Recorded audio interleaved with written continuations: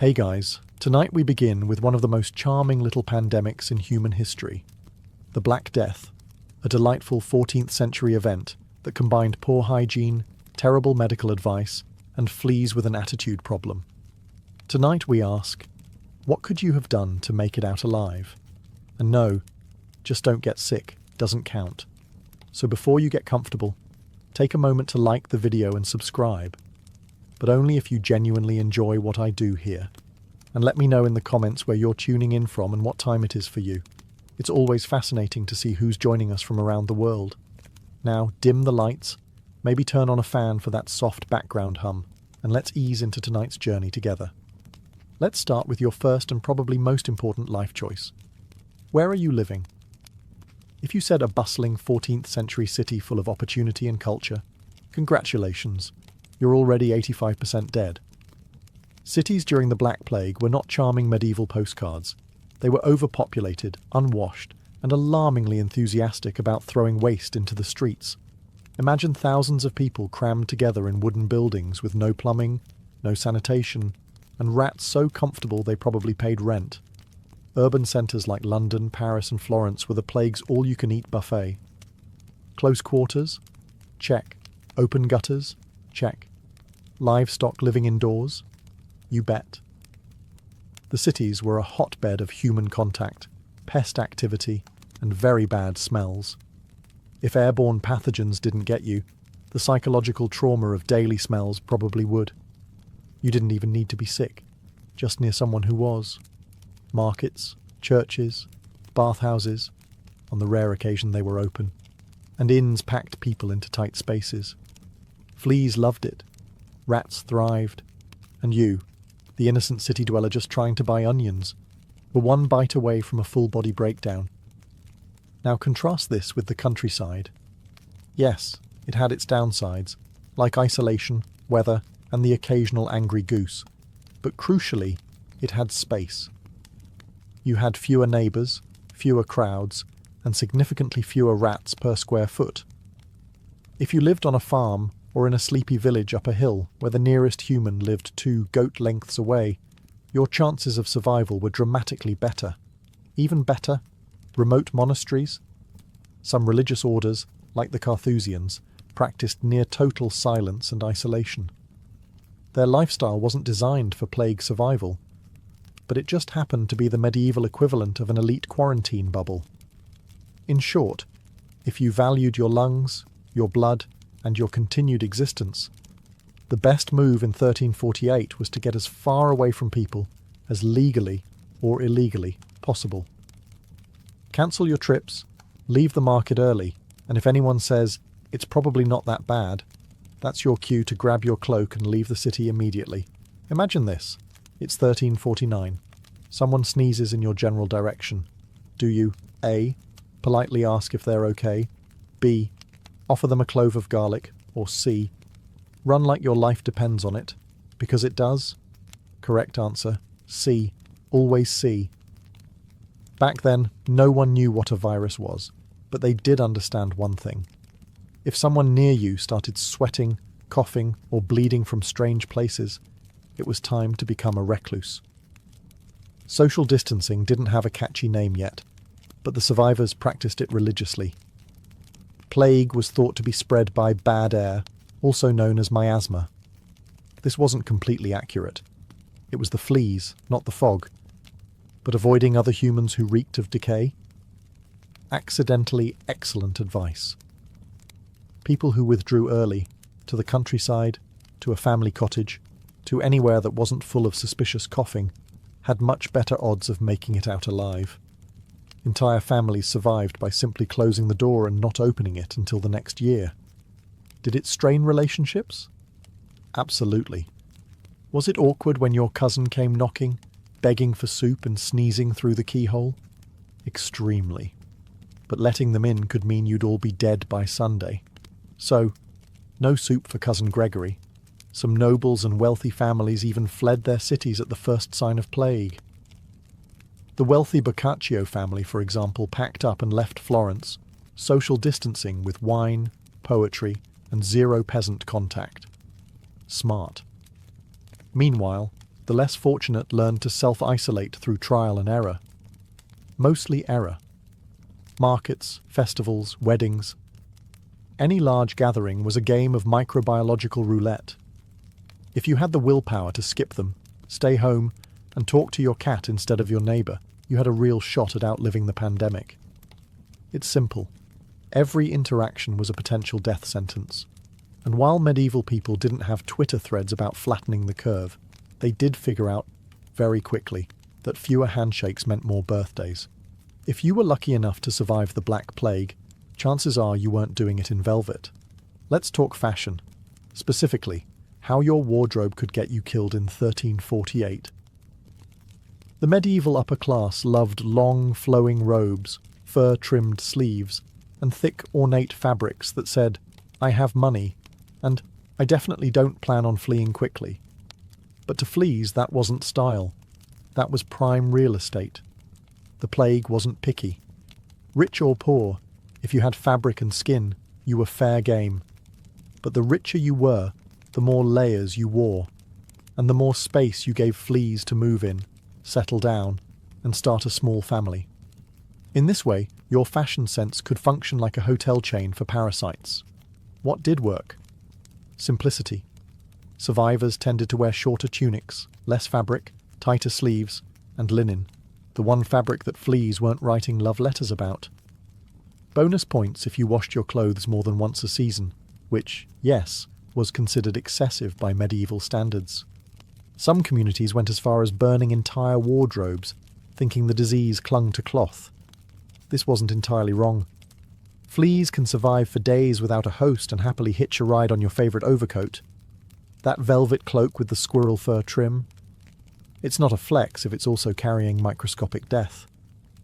People also wore accessories, lots of them, but the beaded necklaces, perfumes and rosemary bundles weren't doing much to stop the plague. Unless you counted offending everyone's noses into keeping their distance, in which case, bravo. And if you're wondering about armour, no, it didn't help either. You couldn't sword fight the plague. Though dying in full plate because you refused to remove your gauntlets long enough to wash your hands would be very on brand for certain knights. If you were hoping to outlive the Black Plague, geography was more than just scenic. It could literally save your skin. Especially if that skin was far, far uphill. Medieval science had gaps. They didn't know what bacteria were, but they did notice patterns, like how people living on hills didn't drop dead quite as fast as those in swampy lowlands. Coincidence? Maybe. But if your neighbour's corpse just fell over the fence, you probably weren't sticking around to demand peer-reviewed studies. Elevation had a few sneaky advantages. First, rats, the little death chariots of the plague, hated climbing. Or rather, they hated staying at elevation, especially where food was scarce and temperatures dropped. The colder the hill, the less likely you were to host a flea festival. Second, wind. Higher ground meant better air circulation. And while bad air or miasma wasn't the direct cause of the plague, fleeing stagnant, putrid-smelling alleys for crisp hilltop breezes, that was a good call anyway. At the very least, it spared you the aroma of medieval city life, a blend of human waste, goat hair, and desperation. Hills also came with the luxury of fewer people. That's right, elevation plus isolation. A winning combo in any century. The plague couldn't spread if there was no one to catch it, and no one to breathe on you in line at the communal water barrel. Some monasteries and manors were already built on high ground, not for plague reasons, but because they liked the view and hated being invaded. But when the Black Death rolled through, those foundations suddenly felt visionary. You didn't need to be rich to head uphill. Even shepherds, goat herds, and that one guy who talked to birds had the right idea. Fresh air, no neighbours, and a steep walk deterring both the plague and surprise visits. And if someone from the valley came trudging up with a cough and a story about how they think it's just a cold, you had a valid excuse to roll a barrel downhill at them in self-defence. Let's start with the obvious. Medieval people were not famous for their love of soap, or water, or personal boundaries. By the 14th century, the Great Bathing Renaissance had hit a rough patch. Earlier medieval periods had public bathhouses, some quite elaborate. But by the time the Black Death arrived, bathing was viewed with deep suspicion. Medical experts, and I use that term generously, believed that hot water opened your pores and made you more vulnerable to disease. In other words, washing made you more likely to die. This, of course, was the opposite of true. Plague-carrying fleas loved dirty, unwashed skin, especially the kind of skin buried under 3 layers of wool and last month's stew. People who bathed, even infrequently, were less attractive to parasites. They didn't know this, of course. They just thought they were unlucky enough to smell like sin. Turns out, sin smelled like survival. Soap existed, but it was either homemade, from ashes and animal fat, or absurdly expensive. Still, some survivors washed their hands and faces regularly, even if it was more superstition than science. Others bathed with herbs, vinegar, or wine, which was less effective but did make you smell like a salad someone prayed over. Clothes were another problem. Laundry was done maybe once a month, if you were rich, and typically involved beating your garments against a rock and hoping the lice took the hint. Those who took the time to boil their linens or change outfits weekly, not exactly clean by today's standards, but positively sterile by plague-era benchmarks. And let's not forget dental hygiene. Toothpaste didn't exist, but chewing mint leaves or rubbing salt on your teeth was a thing. Again, it didn't cure the plague, but it did make your deathbed conversations slightly more tolerable. So, could a bath save your life? Not directly, but it drastically reduced your chances of turning into a mobile flea banquet. Plus, it separated you from the crowd. Literally. People avoided you because you smelled weirdly clean. Ah, medieval doctors. Men of great confidence, questionable hygiene, and even worse theories. If you found yourself getting a bit plaguey in 1349 and decided, I'd better call a doctor, congratulations, you've just made your final mistake. To be fair, they were doing their best with what little they understood, which was nothing. The leading theory of the time was the 4 humours: blood, phlegm, yellow bile, and black bile. If you were sick, it meant your humours were out of balance. The solution? Drain something. Usually blood, occasionally dignity. So you'd show up coughing blood, and they'd respond by sticking leeches on you until you looked like a deflated wineskin. Or worse, they'd slice open a vein to let the bad out, which had the side effect of also letting you out. Then there were the plague doctors, dressed in their iconic bird-beaked masks stuffed with flowers, herbs, and spices. The beak wasn't a fashion statement. It was their primitive version of PPE.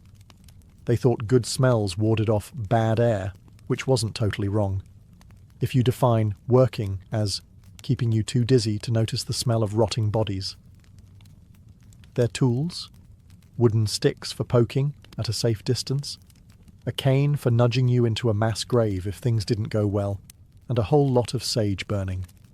Treatment options were equally grim: rubbing onions on your armpits, drinking crushed emeralds, carrying a dead toad in a bag around your neck, sitting in smoke-filled rooms.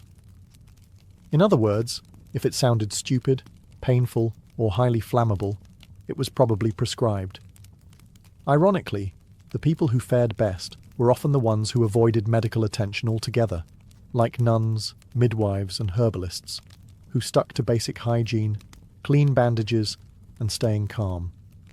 In the midst of the Black Plague, when cities turned into open-air morgues and doctors prescribed onions for everything short of decapitation, one group quietly outperformed everyone in the survival game: monks.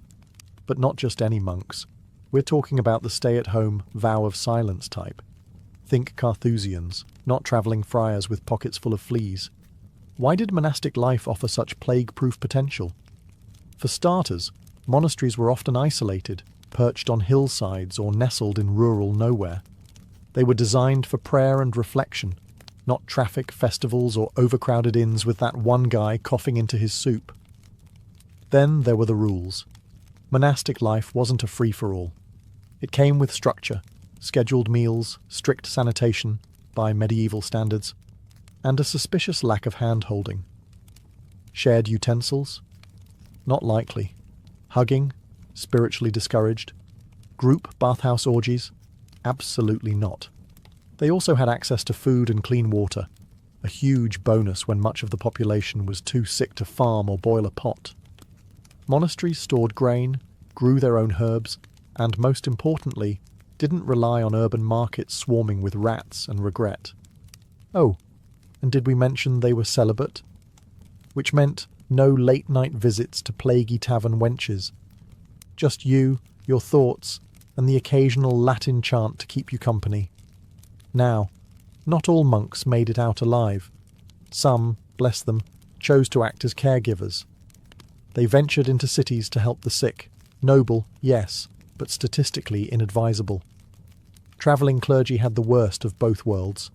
Exposure to dying strangers and the inability to run away because it would have looked bad in the Bible. So, if you were going the monk route, your best bet was to join early, stay put, and say no to missions. Of course, you didn't have to be a monk to benefit from the monk lifestyle. You just needed to copy their habits, live in the middle of nowhere, grow your own food, limit contact within the Black Death economy. Certain jobs came with a special bonus, immediate exposure to everyone's germs. Let's start with messengers. Their job was to ride between towns carrying letters, proclamations, or ominous royal decrees no one wanted to hear. Great cardio, terrible survival odds. Every time a messenger dismounted and handed over a scroll, they were essentially swapping paper and plague with whoever had just sneezed on the last delivery. Then there were merchants, the Uber Eats of the 14th century, minus hygiene and customer satisfaction. Merchants travelled between cities, markets, and ports, bringing spices, cloth, and fleas from one contaminated location to the next. They were plague superspreaders, before superspreading had a name. If you worked these gigs, you were the human equivalent of a courier pigeon with a death wish. So what jobs did give you a better shot? Blacksmiths, bakers, shepherds, and millers, people who worked with fire, grain, or animals, and mostly kept to themselves. These folks didn't need to travel far. They didn't have to shake hands with strangers or enter plague-saturated cities for meetings that could have been parchment scrolls. Then there were grave diggers. Morbid, yes, but oddly secure.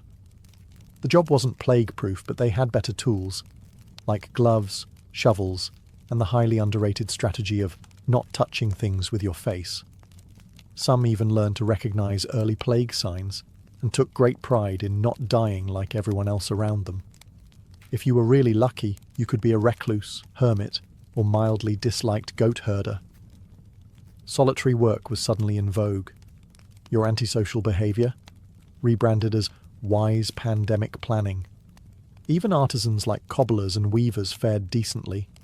They worked from home, took limited clients, and could pretend they were just booked when someone sketchy knocked on the door, coughing and asking for shoes. In 1349, the fewer errands you ran, the longer you lived. Let's get one thing straight.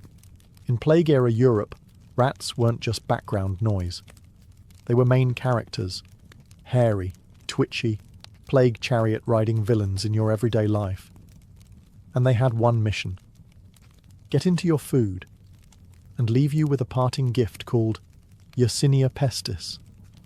If you wanted to survive the Black Death, one of the smartest things you could do, besides running uphill and avoiding humans, was to elevate your pantry, literally. Grain bins on the floor? That's a rat rave waiting to happen. Open baskets of bread under your bed? Congratulations, you've opened a plague-themed buffet. Rats weren't picky eaters, and neither were their fleas. The moment rodents set up shop in your pantry, your odds of living past Lent dropped faster than your grain reserves. Now, some medieval households wised up. They stored food on high wooden shelves, in ceramic jars, or inside suspended boxes hanging from the ceiling like weird piñatas that no one was allowed to hit. These weren't fancy design choices. They were desperate attempts to keep the plague at tail's length. And then there were cats. the underappreciated MVPs of rodent control. The more felines you had prowling your kitchen, the better. Unfortunately, some places accused cats of being witches, familiars, and killed them, which, spoiler alert, made the rat problem much worse. It's hard to survive when you've just executed your only line of defense. Also, let's talk about your trash. Throwing scraps out the window wasn't just rude, it was rat bait. The same went for leaving compost heaps next to your house like some kind of rodent Airbnb. Smart survivors moved their waste far from their living quarters, preferably into someone else's yard. It's worth noting that rats didn't technically cause the plague, their fleas did. But fleas don't travel long distances on their own. When disaster strikes, people tend to respond in one of two ways: calmly seeking rational solutions, or joining a screaming, torch-wielding mob convinced it's all the neighbours' fault. Guess which one was more popular in 1348? The Black Death didn't just kill bodies, it shattered brains. And with no germ theory, microscopes, or decent leadership, folks were left to invent explanations. Many of them sounded like, "It must be them," followed by pitchforks, torches, and wildly misdirected violence. In some towns, mobs accused outsiders, Jews, foreigners, and basically anyone who looked like they hadn't sneezed recently. People believed wells were being poisoned, that the plague was punishment from God, that a local widow with too many cats had caused all this with her suspicious herbal teas. Spoiler, none of it helped. In fact, mob behaviour usually made things worse. You'd gather a large group of already paranoid people, shout over each other about how he coughed near my cow, and then storm the victim's home to... What? Solve the plague by burning it down? Smart. Real smart. Worse still, mobs brought people together, physically, huddled in sweaty crowds, yelling and swapping bacteria like they were trading Pokemon cards. You didn't just risk making a moral mistake, you also risked contracting the very disease you were trying to blame on someone else. The people who actually survived the Black Death were often the ones who kept a low profile. Not because they were cowards, but because they weren't interested in collective panic rituals. While the mob was busy dragging an astrologer out of town for reading stars, too confidently, survivors were boarding up their windows, boiling water, and quietly not dying. There's a lesson here. Panic spreads faster than plague, and angry crowds are rarely wise problem solvers. Unless you enjoy the smell of smoke, moral failure, and a guaranteed exposure to cough droplets, maybe don't grab the torch.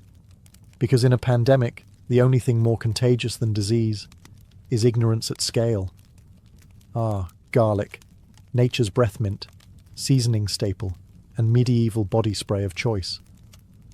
When the plague arrived, people didn't have vaccines, antibiotics, or even a firm grasp on what a germ was. What they did have was garlic, and they used it for everything, ate it raw, hung it over their doors, wore it around their necks like cloves of aromatic defiance. Was it scientifically effective? Let's be honest, not really. But in a world where your other options included bathing in vinegar, drinking molten gold, or letting someone drill a hole in your skull to release the bad air, garlic was relatively reasonable. Why garlic? For one, it smelled strong, and that was a big deal.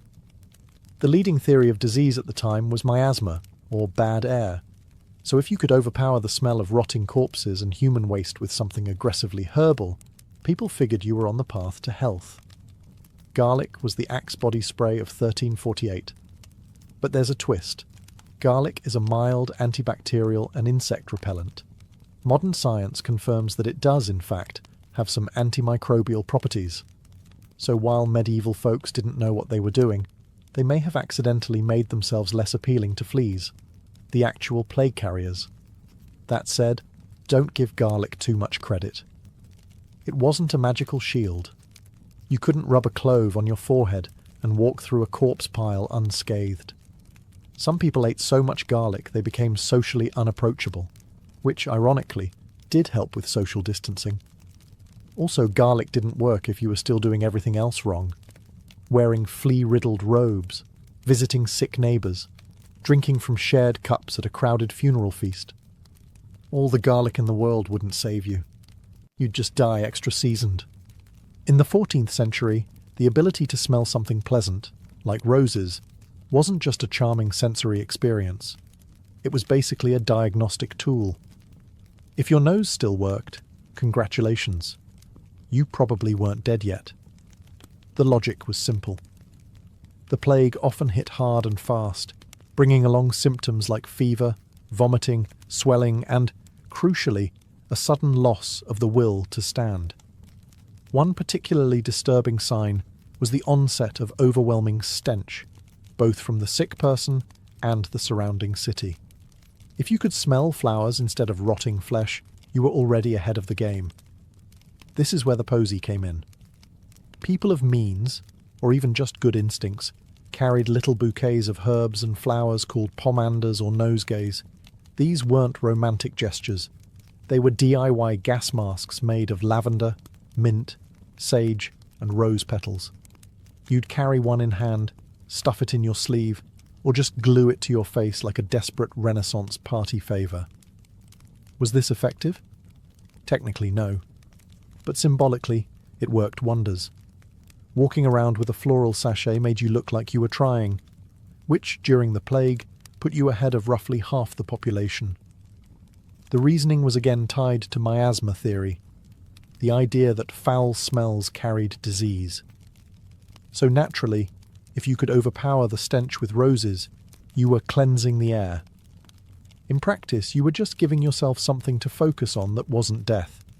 Plus, the people who used flowers and herbs often had the means to isolate, wash occasionally, and avoid the worst-hit areas. So it wasn't the roses themselves. It was the lifestyle that came with them. Rose sniffers tended to avoid cesspits and street feasts. Also, people kept flowers in the home, burned incense, and simmered herbs on coals. Not because they were aromatherapists, but because living with 10 people in a one-room hut needed some kind of vibe adjustment, which frankly may have saved your life. Let's face it, the plague wasn't just a test of immunity, it was a test of your social calendar. In a time when human contact was roughly as safe as licking a dagger, friendship became inconvenient. Every hug, handshake, or shared mug was a game of bacterial roulette. And the people with the best odds, the ones who politely declined all invitations forever. Medieval survivors were often those who lived quiet, uneventful lives. Not because they were insightful virologists, but because they just didn't like people that much to begin with. In short, introverts thrived. That one neighbour who always said, "I'll come by later," and never did. Alive. The couple who skipped every market fair, wedding feast and Saints' Day party. Also alive. The guy who muttered to his chickens and lived in a shed. Weird, but alive. The more friends you had, the more chances the plague had to hitch a ride into your home. Even kind gestures were dangerous. Offering bread to a sick neighbour? Risky. Visiting your aunt to check in? Deadly. Group prayer circles? Holy, but highly contagious. Many survivors limited their contact to just a few close family members. And even that came with rules. Eat separately, avoid suspicious coughing, and if necessary, build 2 houses and shout between windows. If someone sneezed, that was the medieval equivalent of being unfriended for life. It wasn't personal, it was survival math. Even monasteries and noble households practiced early forms of quarantine. If one person showed symptoms, they were sent to a different wing, or, if you were poor, just told to go lie in the barn and we'll see. Here's the part no one likes to admit. Sometimes, surviving the Black Death came down to dumb luck. Good choices helped, sure. Washing occasionally, avoiding festivals, not licking strangers. But even if you did everything right, a single flea with an attitude could ruin your whole life. That said, the odds really improved if you also happened to be extremely boring. Because excitement in the 14th century often involved people, movement, noise, and very bad decisions. It was the extroverts, the wanderers, The just popping into town crowd who tended to get invited to funerals they didn't realise were their own. Survivors, they leaned into monotony. The plague didn't care how charismatic you were. It didn't care about your ambitions, your side hustle, or your dream to open a tavern in Bruges. It cared if you were within biting range. So the guy who spent his days tending beets and muttering about the weather, immune? No. But invisible to danger? Almost. There were also genetic flukes. Modern scientists believe some people carried mutations, like the CCR5D32 gene, that made them more resistant to the plague's effects. They didn't know that at the time, of course. They just thought, weird that I'm not bleeding from my armpits like everyone else. So yes, if you were genetically fortunate, living alone, mildly antisocial, fond of boiled water, and unreasonably attached to your cat, congratulations, you were medieval elite. But the moment you got creative, tried a new city, invited friends over, joined a flagellant parade, or drank from that mysterious shared chalice at the market, the odds turned. Boring meant routine. Routine meant fewer surprises. And fewer surprises meant fewer unexplained rashes and less spontaneous organ failure. If you made it through the coughing, the bleeding, the rotting streets, and the awkwardly aggressive garlic breath, congratulations. You've officially entered plague survivor territory. And now, you face your final task. Make sure someone knows you were here. Because surviving the Black Death wasn't just about avoiding death. It was about being remembered for it. Enter the scribes, the monks, the diary keepers, and the slightly traumatized villagers with a good memory and access to parchment. These were the real MVPs. Not only did they outlive everyone, they also had the energy to write about it. People like Giovanni Boccaccio, who gave us the Decameron, a book about wealthy Florentines hiding from the plague by telling stories in the countryside. Or that one monk in Yorkshire who scribbled in the margins, "A great pestilence came and many died." Minimalist but effective. Writing things down was more than just catharsis. It was a way to process what had happened, to pass on warnings, and to gently humble brag about your immune system. Survivors who recorded their stories shaped how future generations understood the plague. And in doing so, they turned not dying into a sort of legacy project. But here's the catch. You had to outlive the printing deadline. That meant staying cautious even after the worst had passed. Many let their guard down too soon. They celebrated, reunited, hosted extremely premature feasts, and then died in the second wave. So if you truly wanted to make it to the end and write your story, don't rush back to town. Don't hug anyone just because the bishop said the plague is probably over. Don't accept free ale from a man with visible boils. Instead, wait. Stay boring, keep your diary nearby, observe, and when it was safe, really safe, pick up a quill and record your tale. Maybe no one would read it, maybe it would moulder in a dusty chest. But maybe, just maybe, some future historian would stumble across it and say, this one knew what they were doing. Because surviving a pandemic is impressive, but surviving it with receipts, that's eternal. Long before psychiatry had a name, mental illness was seen not as a medical condition, but a divine message, or a curse. In ancient Mesopotamia, if someone experienced hallucinations, spoke incoherently, or acted erratically, the first assumption wasn't madness. It was possession. The Sumerians believed that evil spirits could enter the human body and take control. A disturbed mind meant that a demon had claimed the soul. The earliest recorded treatments were not based on logic or science. Instead, they combined ritual, prayer, and magic. Clay tablets from Assyria described detailed incantations designed to drive out the spiritual invader. Exorcists were more trusted than doctors. These weren't obscure fringe beliefs. They were mainstream diagnostics. In ancient Egypt, things weren't much different.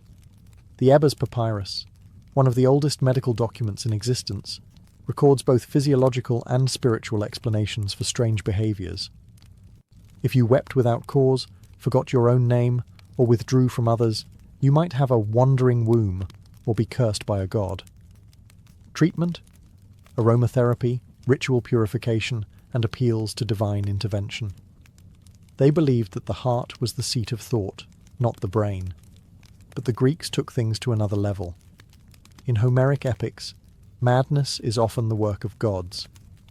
Ajax slaughtering sheep thinking they were his enemies? A direct result of divine interference. The concept of divine madness became so embedded in Greek culture that it was sometimes seen as a form of inspiration. Plato even argued that some forms of madness were gifts from the gods, leading to prophecy, artistic genius, or poetic insight. Poets weren't mad, they were chosen. Yet it wasn't all spiritual. Hippocrates, often considered the father of modern medicine, offered a more physical explanation. He blamed imbalances in the 4 bodily humours: blood, phlegm, black bile, and yellow bile. Melancholia, what we might now call depression, was an excess of black bile. His solutions? Diet, rest, and lifestyle changes. Not bad for a man born in 460 BCE. This duality, spiritual versus physical, would define how societies viewed mental illness for centuries. A person could be cursed or chemically imbalanced, a prophet or a lunatic. The line between healer and priest was razor thin. And depending on where you lived, the voices in your head could either earn you a temple or a burial. In medieval Europe, mental illness lost whatever grace it had under the Greeks. Gone were the philosophical debates about divine inspiration or humoral imbalance. Instead, the church stepped in, and with it came fire, brimstone, and fear. If you were hearing voices or seeing things that weren't there, the likely conclusion wasn't a humoral imbalance. It was sin, or worse, Satan himself.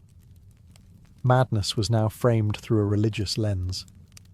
The mentally ill were often viewed as morally corrupt, spiritually weak, or possessed by demons. The devil was the prime suspect. A peasant woman wandering the streets in rags, muttering to herself, might be seen as a witch. A nobleman weeping for days without cause could be accused of harbouring unconfessed sin. Confession, flagellation, and prayer were considered viable treatments. Physicians deferred to priests. The institutions of the time didn't fare any better. There were few dedicated places for the mentally ill. Most were left to wander the countryside, survive in dungeons, or rot in overcrowded monasteries. In some towns, they were chained in public squares for their own safety, where locals could poke them with sticks or throw coins at them for amusement. Madness became entertainment. Then came Bethlehem Royal Hospital in London, better known as Bedlam. Founded in the 13th century, it was one of the first institutions to house the mentally disturbed. But house is putting it politely.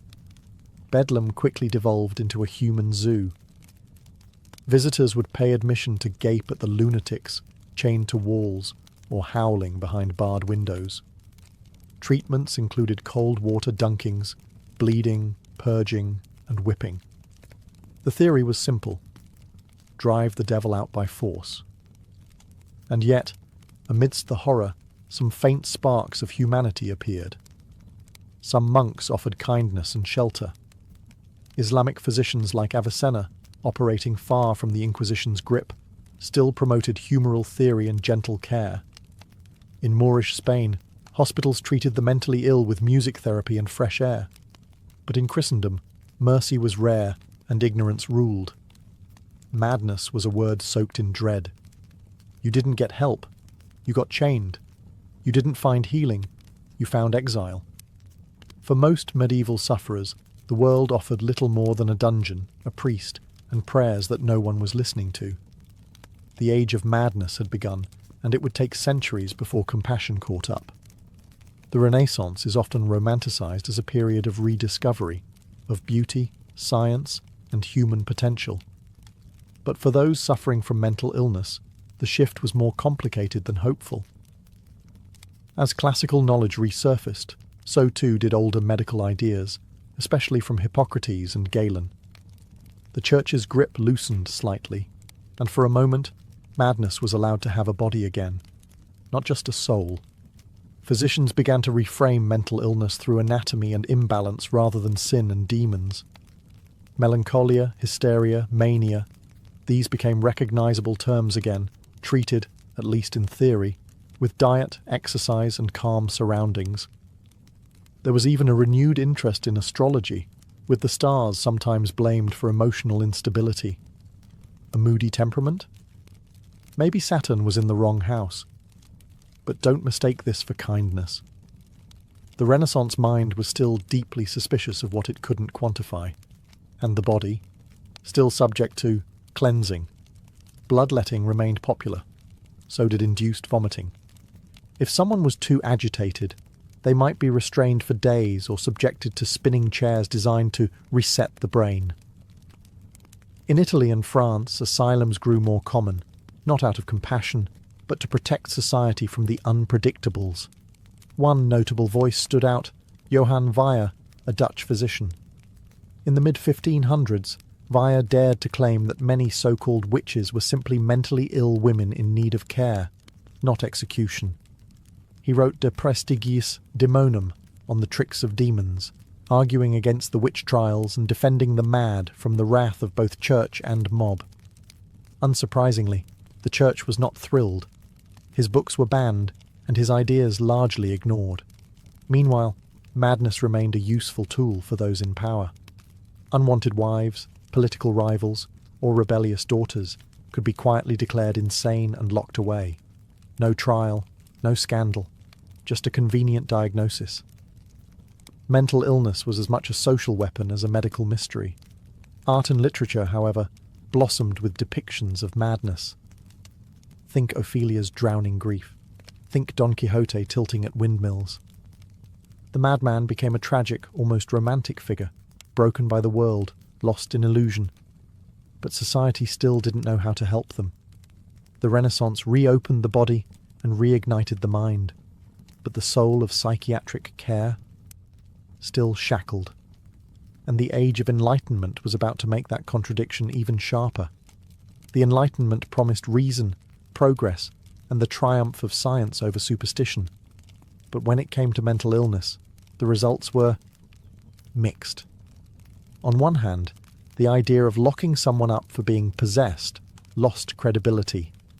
On the other, society now needed a new excuse to marginalize the mentally ill, preferably one with a white coat and a Latin vocabulary.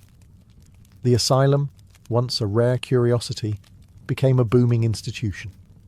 In London, Paris, and Vienna, grand buildings were constructed, far from the city centres, where the insane could be hidden. These places weren't hospitals, they were warehouses. Overflowing, understaffed, and reeking of neglect, they were designed less for treatment and more for isolation. The mentally ill were removed from public life like broken furniture from a showroom floor. Ironically, this was framed as progress. French physician Philippe Pinel famously ordered the chains removed from inmates at the Bicêtre Asylum in 1793, a gesture widely hailed as revolutionary. But while symbolic, the reality was less idealistic. Patients might be unshackled, but they were still locked in, subjected to ice baths, forced feeding, and moral therapy, which often meant long lectures about proper behaviour delivered by a stern-faced doctor with a stick. Moral treatment became the buzzword. The idea was that mental illness stemmed from bad habits, laziness, or moral failings. So what was the cure? Discipline, order, routine, no outbursts, no questioning. Think of it as a psychological boot camp with locked doors. Inmates were taught to follow rules, attend chapel, make their beds, and smile at authority. Compliance was considered recovery. In Britain, the York Retreat emerged as a gentler model. Run by Quakers, it emphasised kindness, silence, and natural surroundings. Patients walked in gardens and were treated with respect. This humane model influenced others but remained the exception, not the rule. The real shift came in paperwork. For the first time, doctors began keeping detailed notes on mental patients, charting symptoms, behaviours, and even treatment outcomes. Psychiatry was inching toward being a formal science, though it still relied heavily on guesswork and anecdote. The Enlightenment made mental illness a subject of study instead of shame. But the cost was cold sterility. In its rush to rationalise everything, society reduced the mentally ill to specimens. Less demonic, yes, but still dehumanised, and on the horizon loomed a Victorian world obsessed with propriety, and terrified of what lurked in the human mind. The Victorian era was the golden age of contradictions, elegance and repression, scientific breakthroughs and moral panic. And nowhere were those contradictions more glaring than in how the Victorians dealt with mental illness. For a society obsessed with appearances, madness was a terrifying crack in the porcelain. For women, that crack had a name: hysteria. Derived from the Greek word for uterus, the diagnosis became a catch-all explanation for anything women did that made men uncomfortable. Mood swings, hysteria, sexual desire, hysteria, not wanting to marry. You guessed it, hysteria. It was a patriarchal dream. Pathologise independence, punish emotional expression, and call it science. The treatments were even more absurd. Some doctors recommended vibratory therapy, which, yes, is exactly what it sounds like. Others suggested marriage, childbirth, or bed rest. Dr. Weir Mitchell's infamous rest cure confined women to their beds for weeks. No reading, no conversation, no writing.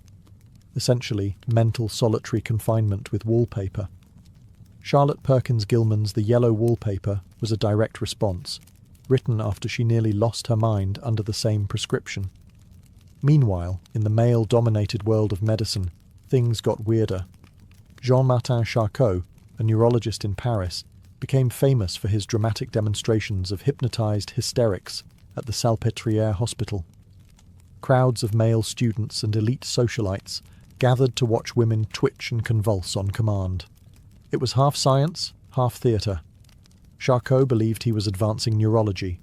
Critics called it exploitation. Sigmund Freud sat in those audiences, taking notes that would birth psychoanalysis years later. Victorian asylums became vast complexes, often surrounded by high walls and whispering trees. They were supposed to be places of healing, but too often they were dumping grounds for inconvenient people: epileptics, alcoholics, rebellious daughters, elderly parents, or those simply suffering from grief.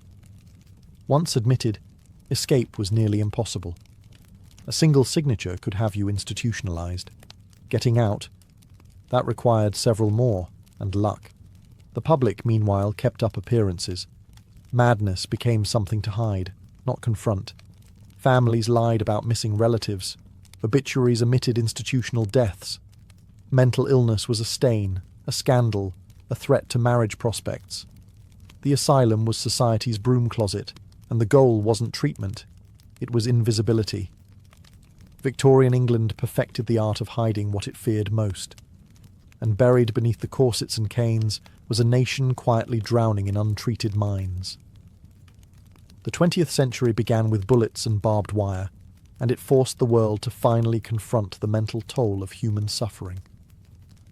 During World War I, doctors were faced with something they couldn't exorcise, bleed, or hypnotize away. Men shaking uncontrollably, screaming at phantom gunfire, or rendered mute by terror. These weren't weaklings or madmen. These were soldiers, heroes, broken by war. They called it shell shock. At first, the term was taken literally. Physicians assumed exploding artillery shells were damaging the brain with vibrations. But the real truth was harder to accept. The human mind had a limit.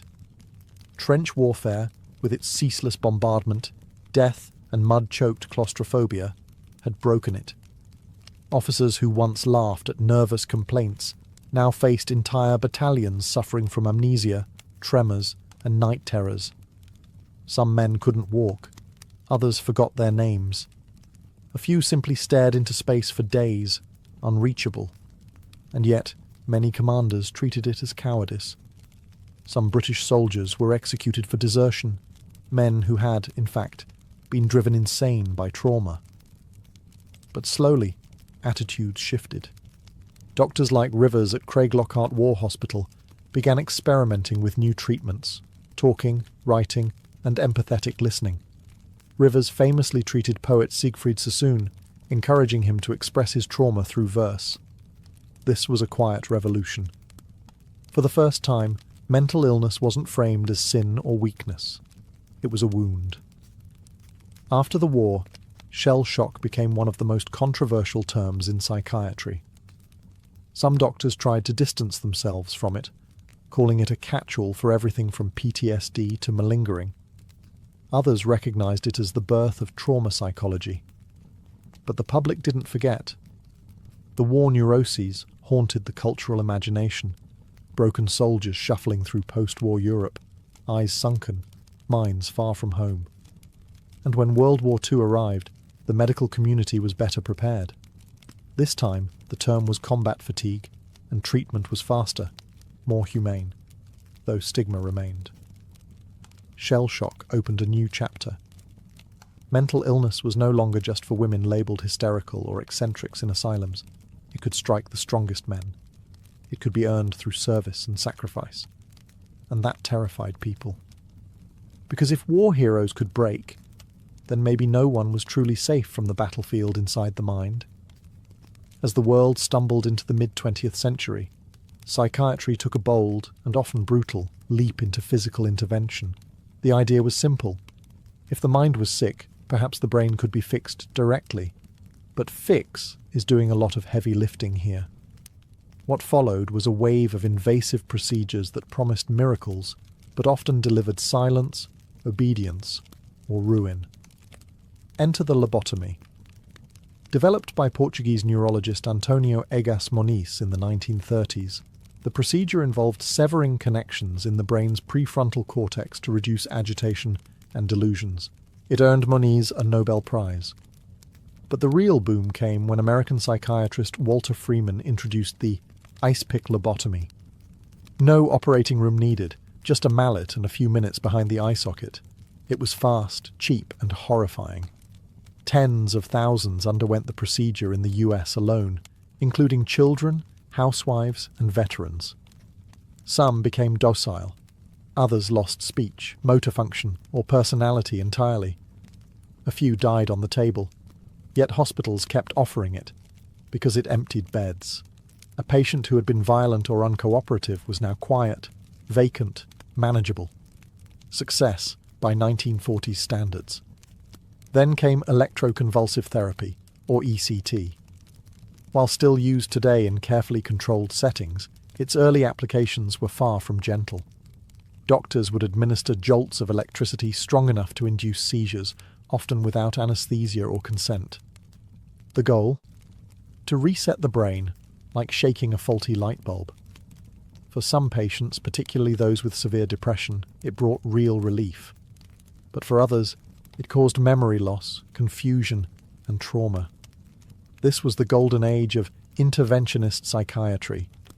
Insulin coma therapy, hydrotherapy, isolation chambers, doctors reached for any lever they could pull. Mental illness was treated like a broken machine, and the tools were crude. Compassion took a back seat to control. And still, asylums swelled. With the rise of state-run psychiatric hospitals, millions were institutionalized. Some stayed for decades, forgotten by families and society. The average person feared these places. Stories of abuse, neglect, and restraint leaked into tabloids and horror films. The mentally ill became monsters in pop culture. Mad scientists, escaped killers, the unhinged. The intentions were scientific, the outcomes often tragic. And as the 1960s approached, a new idea began to grow. Maybe it wasn't the patients who needed fixing. Maybe it was the system itself. By the 1960s, the tide was turning. Public trust in asylums had eroded. Investigative journalists exposed filthy wards, over-medicated patients, and inhumane conditions in state hospitals.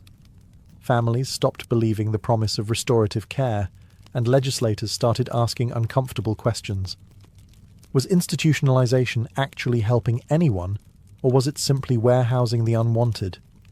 Enter the movement known as deinstitutionalization. Fueled by three major forces, new medications, civil rights advocacy, and cost-cutting governments, the idea was simple: close the big institutions and treat people in their communities instead.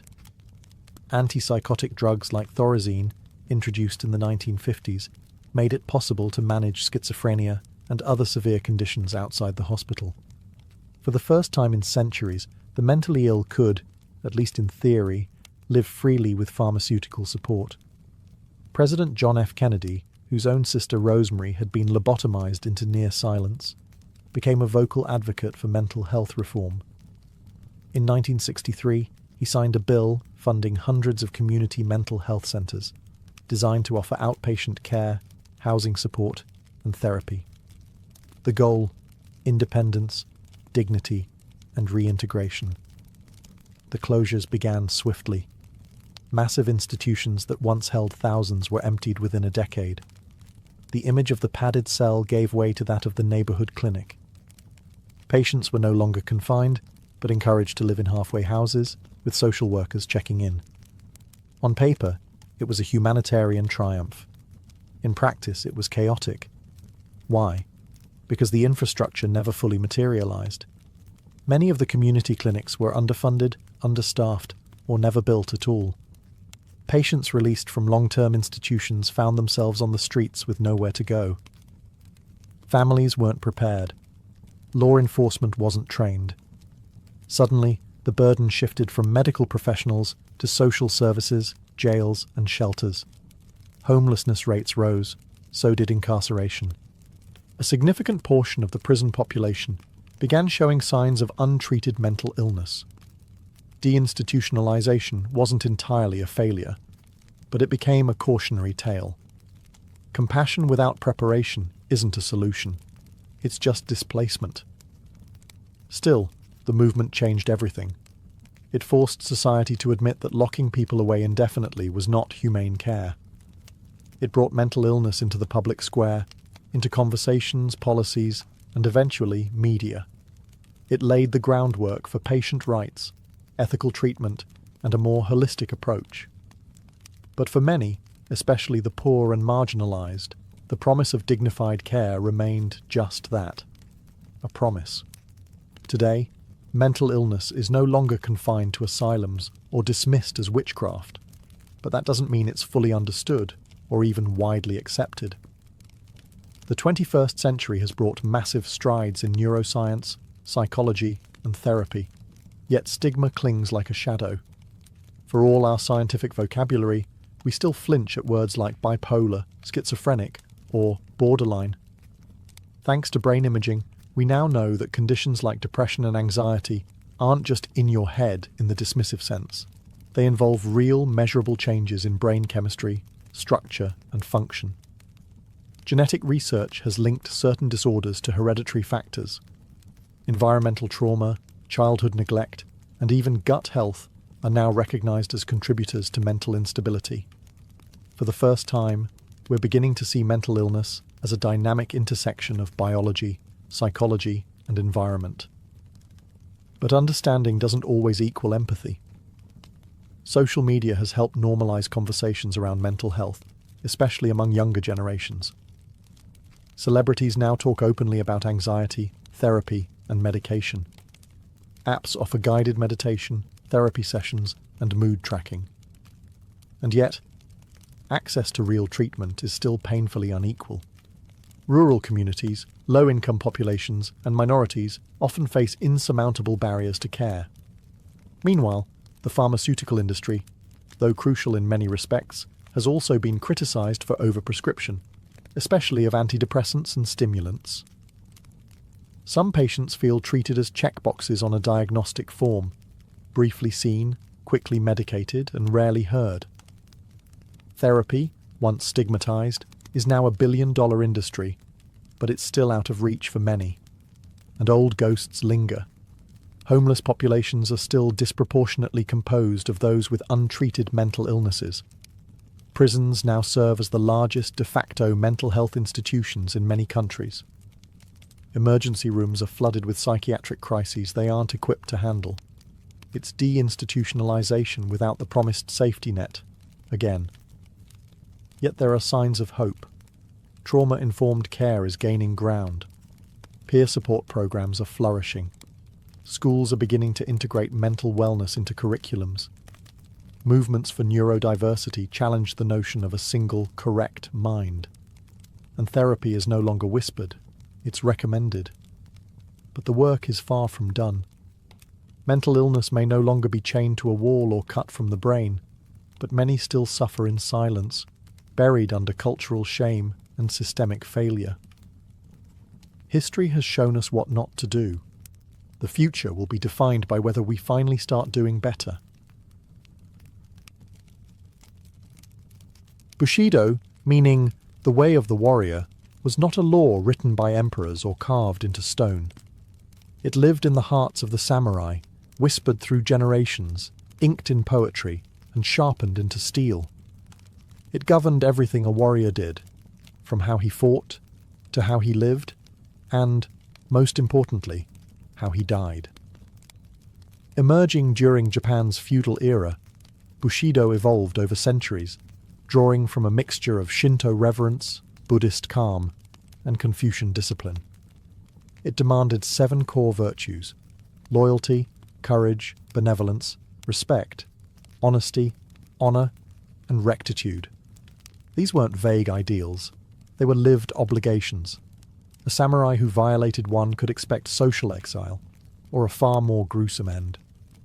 Loyalty wasn't negotiable. A samurai swore unwavering allegiance to his daimyo, his feudal lord. Betrayal wasn't seen as political treason, it was spiritual pollution. Even in defeat, a loyal retainer might choose death over dishonor. The concept of giri, an unrepayable sense of duty, bound him tighter than any contract. And death? That was never the enemy. The ideal samurai embraced it daily, preparing his soul for the moment when duty would demand the ultimate price. If he failed his master, displayed cowardice, or brought shame to his name, there was one way to reclaim dignity: seppuku. With stoic calm, he would plunge a blade into his abdomen and slice sideways, spilling both pain and guilt onto the tatami mat. A second, called the kaishakunin, would stand behind him, ready to deliver a clean beheading and spare him prolonged agony. To Westerners, this might sound horrific, but to the samurai, it was beautiful, a final poem written in blood. Bushido didn't die with the swords. Even after Japan modernized and the samurai class was dissolved, echoes of Bushido lingered. It shaped the ethos of Japanese military officers during World War II and still lives on today in martial arts, business culture, and national pride. What makes Bushido extraordinary isn't just its severity. It's that it demanded honor, not just in victory, but in restraint, humility, and even in death. The sword was sacred, but it was never the point. A true warrior, under Bushido, didn't just master combat, he mastered himself. And when the final moment came, he met death not with fear, but with dignity. In the frost-bitten lands of Scandinavia, the Viking warrior code was carved in fire and blood. It had no formal scripture, no single name like Bushido, but it was etched into their sagas, their graves, and their gods. At its core was a stark belief: death comes for everyone, so die well. Viking honor revolved around bravery, loyalty, and reputation. The Norse didn't seek peaceful deaths in their beds. They sought battle. To fall with a weapon in hand was the dream, not the tragedy. Why? Because of Valhalla. In Viking cosmology, warriors who died courageously were chosen by the Valkyries, Odin's shield maidens, to ascend to Valhalla, a warrior's paradise where they would feast, fight, and prepare for Ragnarok, the final battle of the gods. But if you died a coward, your soul was cast into hell, a dreary underworld of shame. This belief shaped how Vikings lived. Raiding, pillaging, and conquest weren't just acts of survival, they were rites of glory. Cowardice wasn't just embarrassing, it was spiritually damning. To flee a battle was to stain your lineage. Even their funerals reflected this ethos. Warriors were buried with weapons, shields, even sacrificed horses or slaves, everything needed for the afterlife's endless war games. Loyalty to one's jarl or king was another pillar. Viking warriors known as herdmen formed tight-knit bands bound by oaths. Betrayal of the group was unthinkable. But that didn't mean blind obedience. Vikings valued personal honor as much as loyalty. If a leader lost face or made cowardly decisions, his men could challenge or even abandon him. Strength commanded loyalty. Weakness lost it. And vengeance?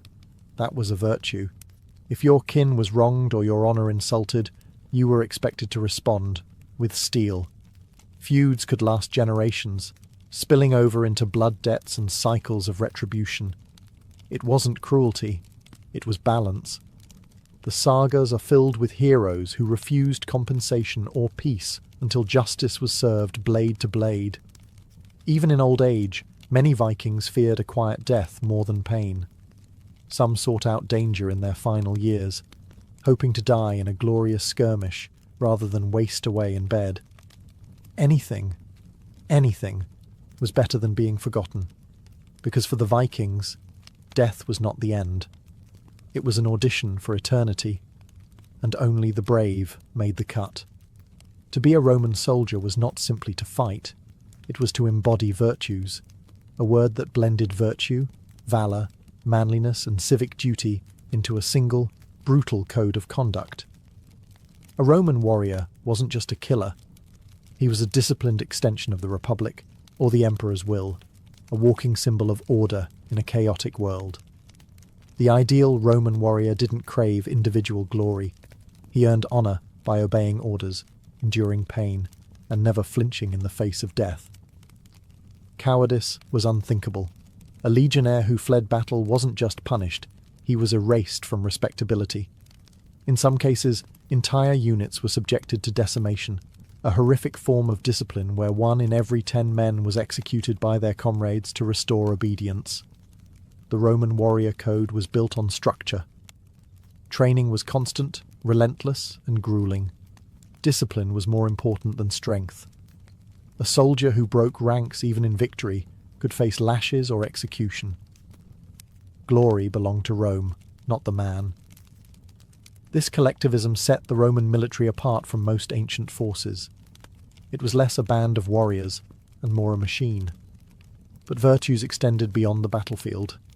It was a societal expectation for Roman men, especially those of noble birth, to show courage in the Senate, to be just in leadership, and to display restraint in personal ambition were also considered marks of warrior honour. Even retired soldiers were expected to carry themselves with dignity, as living monuments to Rome's greatness. One of the most sacred virtues in Roman military culture was fides, faith or loyalty. Loyalty to your unit, your commander, and to Rome itself. Betrayal, insubordination, or desertion were treated with utter contempt. Think of Julius Caesar crossing the Rubicon. It wasn't just a political act, it was a defiance of the warrior code's loyalty to the Republic. Death was not feared. Dying in battle, especially for Rome, was the highest honour. Tombstones of Roman soldiers often boasted of where and how they died, listing campaigns like a resume for the gods. Unlike the Vikings, who sought personal glory in Valhalla, or the samurai, who died for their lords, Romans fought for the enduring myth of civilization. They weren't just defending borders. They were exporting order and enforcing it with spears. For the Roman warrior, the code was clear: obey, endure, conquer, and die like a citizen of eternity. In medieval Europe, the warrior wasn't just a killer. He was supposed to be a Christian killer. Enter the code of chivalry, an unwritten, romanticized set of ideals meant to tame the bloodlust of knights with the nobility of saints. At least that was the idea. The word chivalry comes from the French chevalier, meaning horseman. And in a world where heavy cavalry ruled the battlefield, knights needed more than armour and swords. They needed a moral compass, or at least the church thought so. The chivalric code combined martial prowess with piety, loyalty, and, Yes, courtly love. A true knight was expected to be brave in battle, loyal to his liege, generous to the poor and protective of women and the weak. He was to pray often, fight fairly, and never lie. Of course, this ideal existed mostly in literature and sermons. In practice, knights could be brutal warlords with a crucifix in one hand and a torch in the other. Still, the code had real influence. During the Crusades, for instance, knights were told they were not merely fighting for land or glory, but for God himself. Killing in battle wasn't a sin if it was done in the name of Christ. It was holy. The result? Some of the bloodiest campaigns in history, wrapped in righteous rhetoric. Chivalry also demanded loyalty, fealty, to one's lord. A knight swore oaths of service, often sealed on sacred relics. Betraying that oath was considered not just treason, but sacrilege. And when a knight broke the code, he wasn't just punished by men, he was believed to be judged by heaven. Then there was courtly love, the strangest part of the chivalric tradition. Knights were supposed to pine for noble ladies, usually married, and dedicate heroic deeds to their honour. Love was supposed to be chaste, poetic, and maddening. Basically, it gave violent men something to write about when they weren't beheading each other. Of course, chivalry didn't apply to peasants. Knights could sack villages, burn crops, and execute rebels without guilt, so long as it wasn't another noble's land. The code was selective, idealistic, and often hypocritical, but it created a powerful mythos that shaped European culture for centuries. The knight's code wasn't just about wielding a sword, it was about justifying it. Chivalry turned warfare into ritual, loyalty into law, and honour into theatre. If other warrior codes danced between honour and poetry, the Spartan code came with no frills, no romance, just stone-hard discipline and absolute obedience. Sparta, the ancient Greek city-state, built its identity on the idea that every male citizen was a soldier first, and everything else second. In Sparta, war wasn't a profession, it was life itself. From the moment a Spartan boy was born, his body was judged. If he was weak or deformed, he was discarded. If he passed inspection, he was handed over to the agog, a state-run military training program that raised boys into lethal instruments of war. There was no room for softness, no room for doubt. The agog taught them to fight, steal, endure pain, and above all, obey without question. Spartan boys learned to speak in short, sharp phrases, laconic wit it was called. Talk less, do more. They were taught to sleep on reeds, wear minimal clothing in the cold, and go hungry without complaint. Courage wasn't just admired, it was mandatory. A Spartan who ran from battle wasn't just a disgrace, he was stripped of citizenship, scorned by women, and made a pariah. The ultimate commandment of the Spartan code? Never return without your shield. That didn't mean don't lose it, it meant don't come back unless you're carrying it, or being carried on it. In other words, win or die trying. Anything less was treason. And loyalty? It ran so deep that Spartan soldiers would rather fall to the last man than break formation. The phalanx, their tightly packed battle line, required every warrior to hold the shield of the man next to him. Breaking formation meant exposing your brothers to death. It wasn't just a tactical failure, it was moral collapse. The Spartan code also expected total submission to the state. Spartans weren't free in the modern sense. Their lives were dictated by duty. Duty to Sparta, to the army, to the gods of war. Even marriage and family life were secondary. Wives encouraged their husbands to die gloriously. Mothers told their sons, "Come back with your shield, or on it." In Sparta, the individual didn't matter. Glory didn't come from lone heroism, but from disappearing into the machine of war. Their strength was unity. Their honour in sacrifice. And for centuries, no one dared challenge the phalanx. Because Spartans didn't just fight like warriors, they lived like weapons. If the samurai lived by honour and the Spartans by discipline, the Mongol warrior lived by the cold clarity of results. Under the leadership of Genghis Khan, the Mongols built the largest contiguous empire in history, not through overwhelming numbers, but through speed, precision, and a ruthless warrior code that valued loyalty, adaptability, and total obedience. At the heart of this code was allegiance to the Khan. Mongol warriors swore personal loyalty to their commander, and breaking that bond was unthinkable.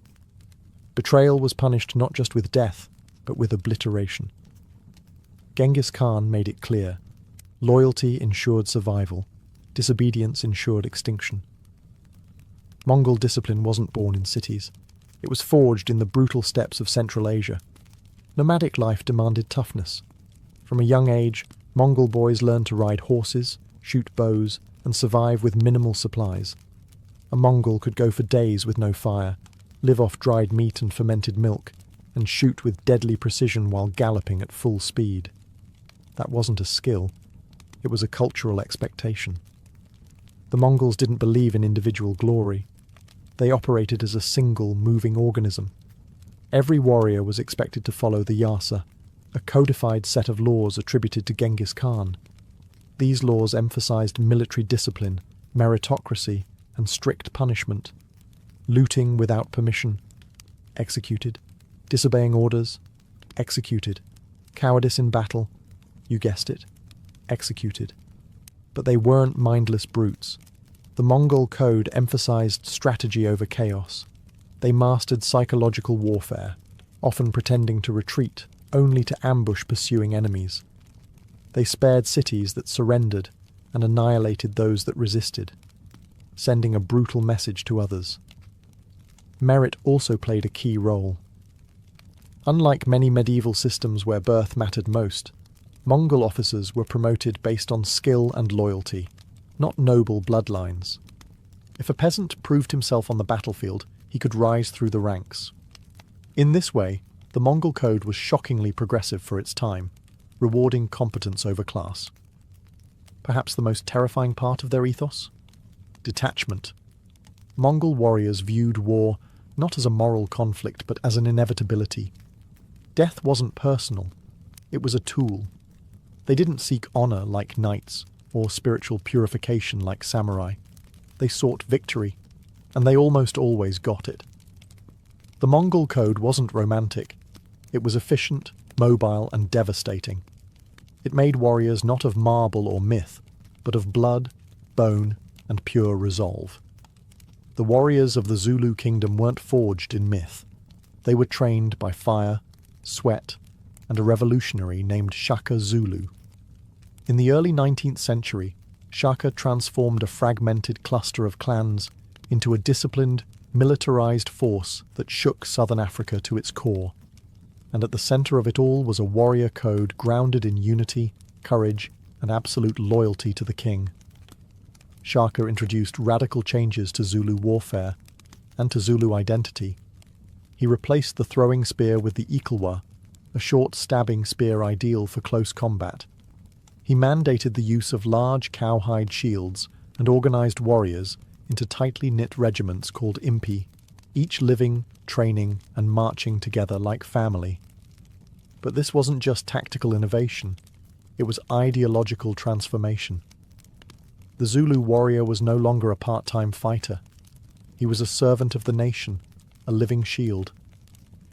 Warriors were grouped by age and trained in rigorous discipline from adolescence. They were forbidden to marry until they had proven themselves in battle, a way to tie honor to service. The warrior didn't fight for individual glory, but for the survival and expansion of the Zulu people. Their bond was sacred, their formation unbreakable. Cowardice was not an option. To turn your back on the enemy or break ranks during a charge was a stain worse than death. Those who fled were executed publicly. Those who stood firm were celebrated, often with promotions, cattle, and prestige. Bravery was the currency of masculinity, and warriors were expected to give everything, including their lives, without hesitation. Loyalty to the king was absolute. Shaka ruled with charisma and terror, and his warriors revered him like a deity. Disobedience was met with swift, often fatal punishment. but in return, the king cared for his impis, offering food, protection, and recognition. Zulu warfare emphasized not just strength, but psychology. Shaka's famous buffalo horn formation, with a chest, horns, and loins, allowed his forces to envelop enemies with terrifying precision. Every warrior had a place, and every death was part of a larger purpose. The Zulu warrior code turned a tribal society into a military state, and ordinary men into legends. They didn't fight for conquest alone. They fought as one body, one heartbeat, one shield. And when the spears rose, even empires learned to tremble. Among the deserts and canyons of the American Southwest, the Apache warrior carved a legacy not through empires or grand armies, but through resilience, stealth, and a code of survival that defied conquest. For the Apache, warfare wasn't just a duty. It was a daily act of existence in a land that was as harsh as it was sacred. Unlike centralized warrior cultures, the Apache didn't organize around kings or empires. Their code wasn't written in law or dictated by generals. It was taught through oral tradition, lived experience, and necessity. In a world surrounded by hostile tribes, expanding settlers, and US military campaigns, Apache warriors developed a combat philosophy built on mobility, precision, and endurance. At the heart of the Apache code was self-discipline. Boys were trained from an early age to endure pain, hunger, thirst, and silence. Running long distances barefoot, bathing in icy rivers, and fasting were all rites of passage. A true warrior needed more than a strong arm. He needed an iron will. He had to read the land like a book, track enemies by broken twigs, and vanish into cliffs without a sound. Silence was considered a virtue. Boasting was frowned upon. Actions spoke louder than words, and warriors who performed bravely in battle often received no outward reward, only the quiet respect of the tribe. Stealth and cunning were prized as much as bravery. The Apache didn't see ambushes or hit-and-run tactics as dishonorable. They saw them as smart. Loyalty to one's band and family was sacred. The Apache didn't fight for conquest. They fought for protection. Warriors were defenders of the homeland, guardians of the community. Retaliation for raids, broken treaties, or slain kin was not only expected, it was demanded. Yet vengeance was always measured. Recklessness had no place in their code, and when it came to resistance, few cultures endured more pressure.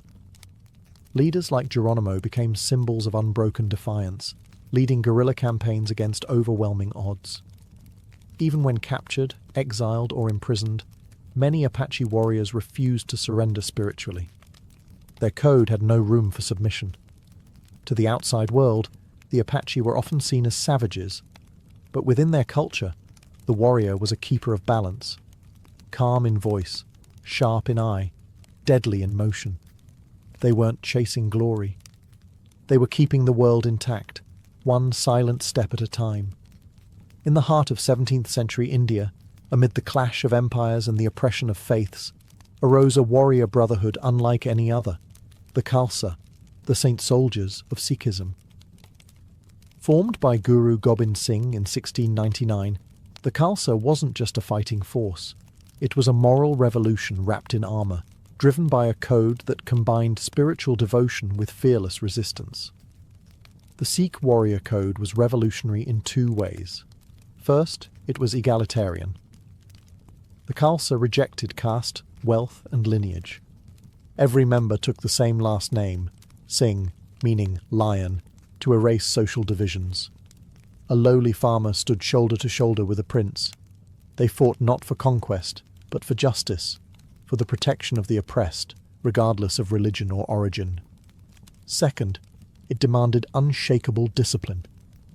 Upon initiation, Khalsa warriors vowed to uphold righteousness, never cut their hair, never engage in intoxication, and never harm the defenseless. They bore 5 symbols, the 5 Ks: Kesh, uncut hair; Kara, iron bracelet; Kanga, wooden comb; Kashera, shorts; and Kirpan, a ceremonial sword. Each carried spiritual meaning. but the Kirpan especially signified the duty to stand against tyranny. The code was built around the concept of miri piri, a balance of temporal power and spiritual wisdom. A Khalsa warrior wasn't just a fighter. He was expected to meditate, serve others, and remain humble, even in battle. Warfare was a last resort, never to be driven by ego or vengeance, but only to defend righteousness. Fighting was not about rage. It was about responsibility, and when they fought fiercely. Khalsa warriors stood against the powerful Mughal Empire, often outnumbered but never outwilled.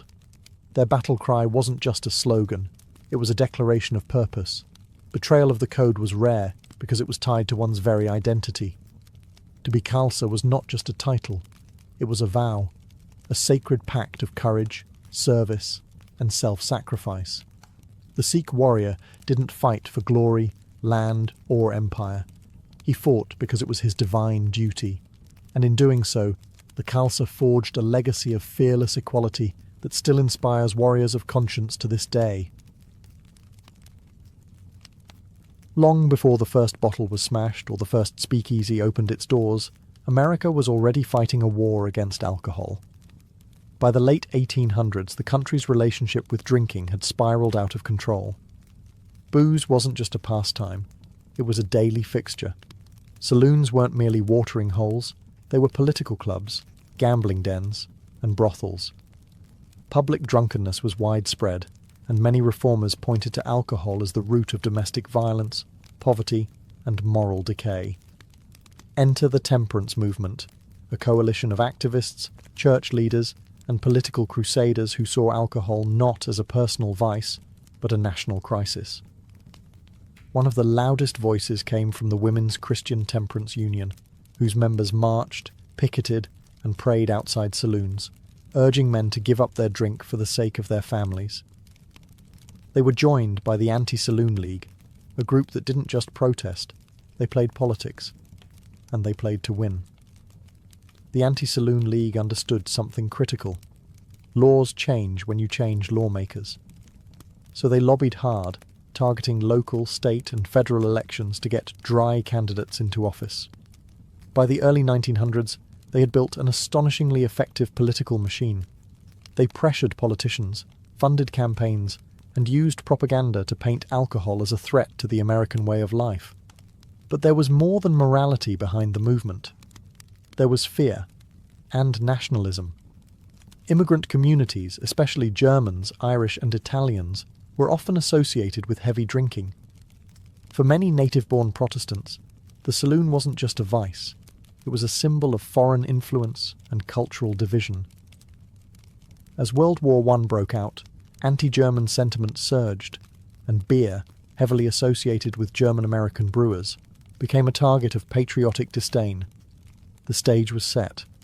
On January 16, 1919, the 18th Amendment was ratified, banning the manufacture, sale, and transportation of intoxicating liquors.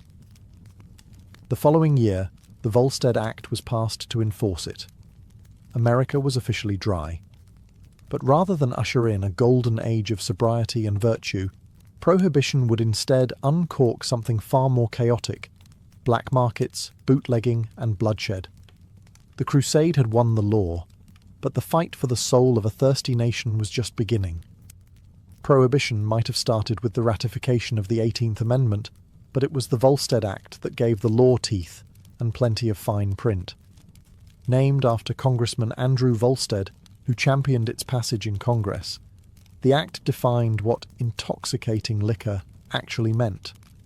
Spoiler: it didn't just ban hard liquor, it banned anything with more than 0.5% alcohol content. That included beer, wine, cider, even medicinal tonics. Suddenly, the ordinary became illegal, but as strict as the Volstead Act sounded, it was also riddled with loopholes, contradictions, and legal gymnastics that turned enforcement into a nightmare. For starters, prohibition didn't make it illegal to drink alcohol. You could still drink it, you just couldn't sell it, transport it, or make it. That meant if you had a cellar full of wine or a few barrels of whiskey before the law kicked in, you were technically safe. Private stockpiling became a booming side hustle, and many wealthy Americans bought up entire inventories before the ban took effect. Then there were the religious exemptions. Wine for communion? Still legal. Suddenly, churches, some real, some hastily fabricated, saw their memberships skyrocket. Clergy found themselves in the unusual position of acting as both spiritual leaders and alcohol distributors. One priest joked that his congregation had grown miraculously overnight. Medical loopholes were even more absurd.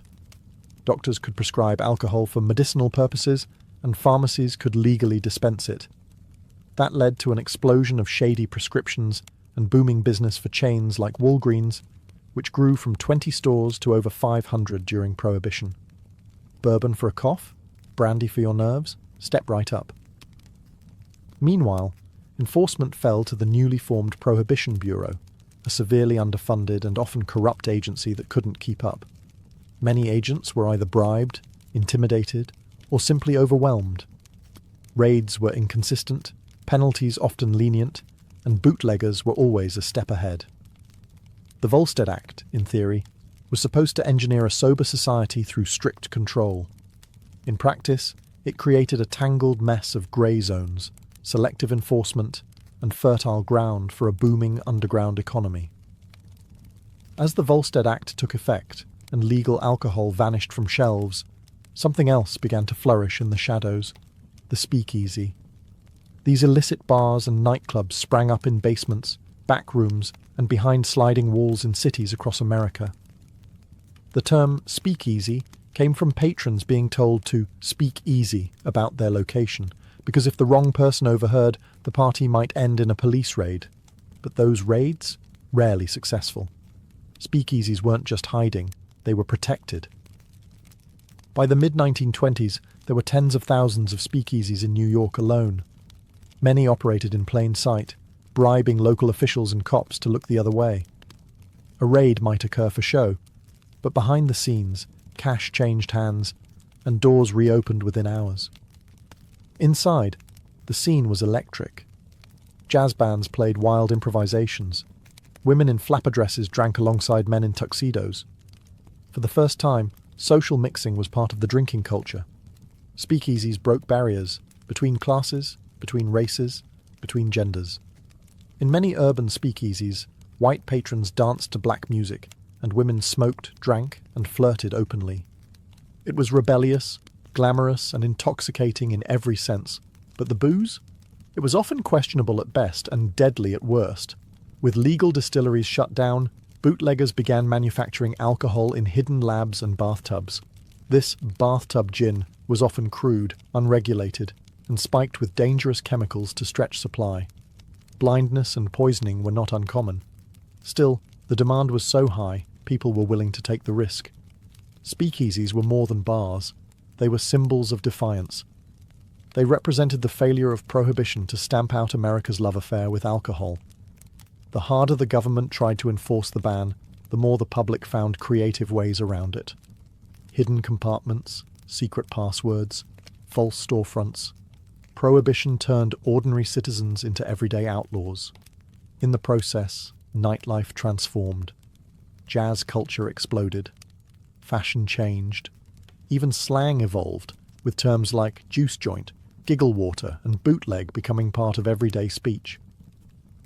The speakeasy wasn't just a workaround. It was a cultural revolution in disguise. Prohibition had aimed to make America sober and righteous. Instead, it made the country sneakier, bolder, and infinitely more rebellious. As Prohibition pushed alcohol underground, organized crime stepped into the spotlight, armed, ambitious, and eager to supply what the government had banned. With booze illegal and demand skyrocketing, a black market economy was born, and at its heart were the gangsters who turned alcohol into a billion-dollar business. Nowhere was this transformation more visible than in Chicago, where Al Capone became the face of the Prohibition underworld. Capone wasn't just a thug. He was a businessman, a strategist, and a public figure who provided jobs, ran soup kitchens, and bribed the police with pocket change. But behind the public image was a ruthless enforcer who ruled through violence, fear, and corruption. Capone's empire trafficked in thousands of gallons of illegal liquor, moving it through secret warehouses, armed convoys, and crooked speakeasies. He had entire neighborhoods under his thumb. Judges, mayors, even law enforcement. And he wasn't alone. Across the country, cities like New York, Detroit, and Kansas City saw the rise of bootleg kings, Irish mobs, Sicilian mafias, and Jewish crime syndicates, all using prohibition as their golden ticket. These criminal networks didn't just move alcohol, they professionalized crime. They created systems, hierarchies, and rules. Turf wars were common, and blood spilled often. One of the most infamous events was the St. Valentine's Day Massacre of 1929, where 7 members of a rival gang were lined up and gunned down in broad daylight, allegedly on Capone's orders. The message was clear. This wasn't small-time street violence. This was organized warfare. Ironically, the more the federal government cracked down, the more sophisticated the criminals became. Smugglers used fast boats on the coasts and cars modified with hidden compartments inland. Some even built tunnels under the US-Canada border to ferry in whiskey from Montreal. Others had insiders at distilleries still legally producing medical or industrial alcohol, which was then repurposed into bootleg spirits.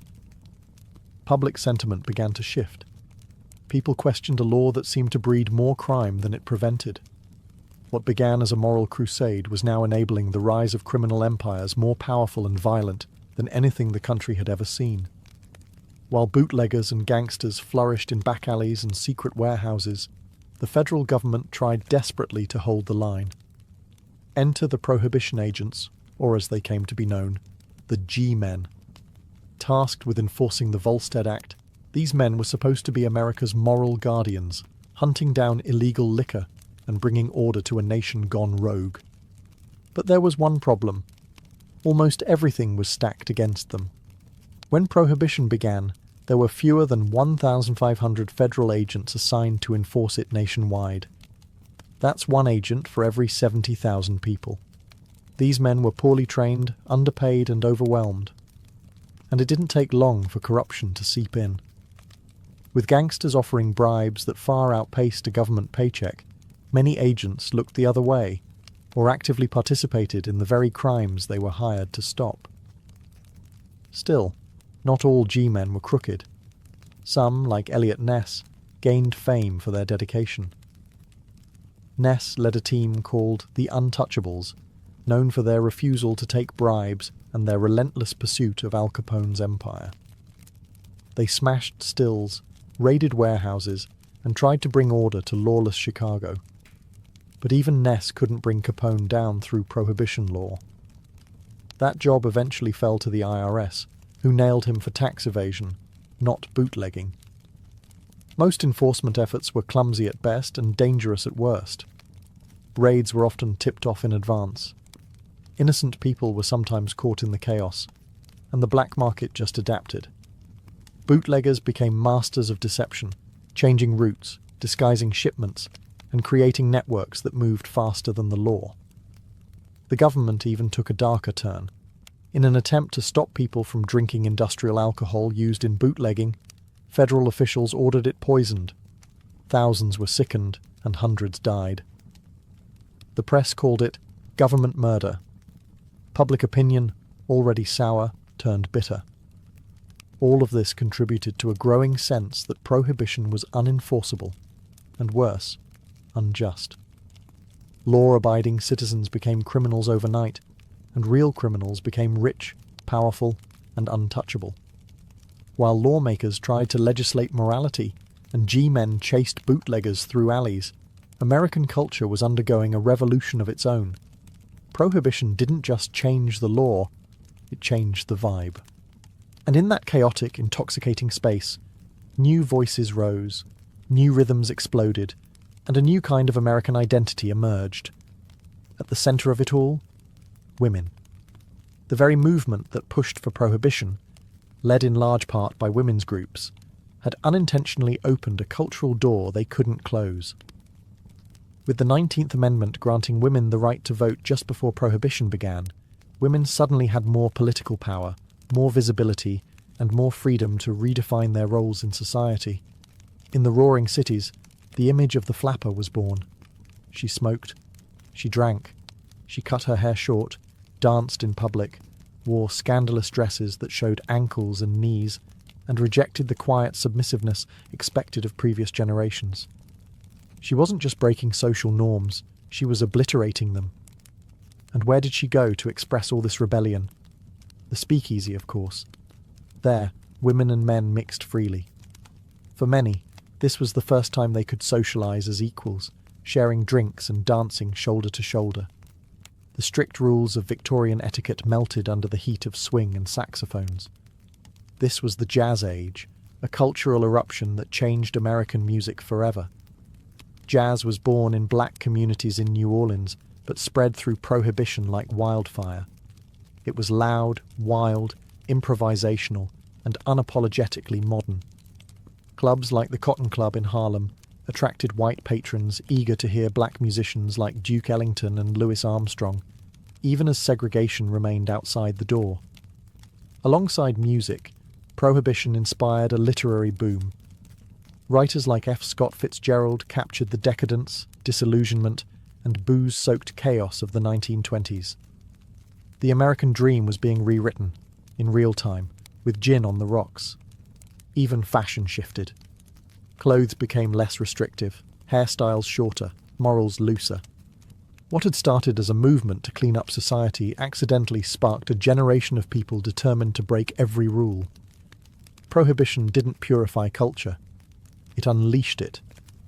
In the vacuum created by repression, art, expression, and rebellion thrived. As the 1920s gave way to the 1930s, the United States was hit by an earthquake that shook every corner of society. The Great Depression.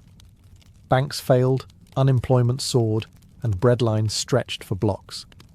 Amid this growing desperation, the grand moral crusade of Prohibition started to look less like virtue, and more like a luxury the country could no longer afford.